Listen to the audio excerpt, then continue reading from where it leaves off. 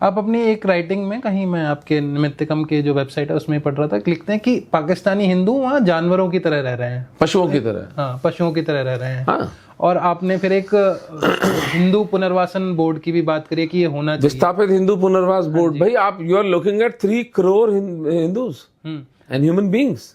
तो पहले तो ये पशुओं की तरह रह रहे हैं, ये आप क्यों कह रहे हैं? ये एक बार लोगों को अच्छे से आप बताइए। जो आप इंटरव्यू करके आए हैं ना, उनसे पूछा नहीं आपने मैंने तो कि पूछा, मैं कैसे तो रहते थे वहां पर? देखने वालों के लिए मैं पूछ रहा हूँ। हाँ जी। धरती के नीचे प्राइवेट जेलें बना रखी हैं 21वीं शताब्दी में। मानव की गुलामी, ये कोई नियम है? 8,000 साल पुरानी हिंदू भारत सनातन संस्कृति की चेतना है। हमने कभी किसी को गुलाम बनाया नहीं। मनुष्य को या तो युद्ध है तो मार डाले, या उसे देश निकाला दे दे, या उसे अपना एक वसाल बना ले कि भाई ये राजा उसके नीचे, उसको टैक्स देगा, उसको उसके गुलाम। और एक सब ह्यूमन एग्जिस्टेंस। और 21st सेंचुरी में ये हो रहा है, 21वीं शताब्दी में ये हो रहा है, और इस देश के हिंदू विचारकों को कोई लेना देना नहीं है। सब मस्त है बेटे, गुड़ और रोटी खा कर। गुलाम बनाने के साथ साथ जो बच्चियों पे जो उठाना, बच्चियों को उठाना, वो तो सेक्स स्लेवरी हो रही, वो तो भोगदासी बनाने वाला काम। वो तो फिर और खुद सार्वजनिक रूप से आप देख लीजिए पाकिस्तान के टीवी चैनलों के ऊपर इनके मौलवी क्या बोलते हैं कि जो काफिर की बेटी है वो लौंडी होती है, लौंडी को आप कितनी भी लौंडियां अपने घर में रख सकते हो। यार ये कोई मनुष्यों का समाज है या कोई भैंसों का बाड़ा है कि एक भैंसा कितनी भी भैंसे रख सकता है? ये सभ्य समाज की बातें नहीं है, ये सभ्य समाज की बातें हैं। ये पाषाण युग की बातें हैं, स्टोन एज की बातें हैं।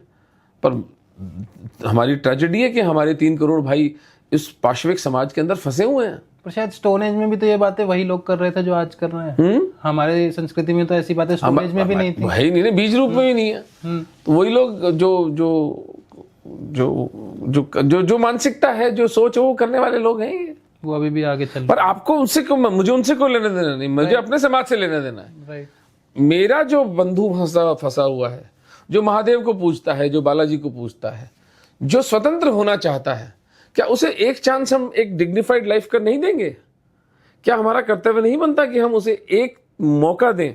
बिल्कुल, कि वो एक सम्मानजनक जीवन जी सके। बस मेरी इतनी साधना है।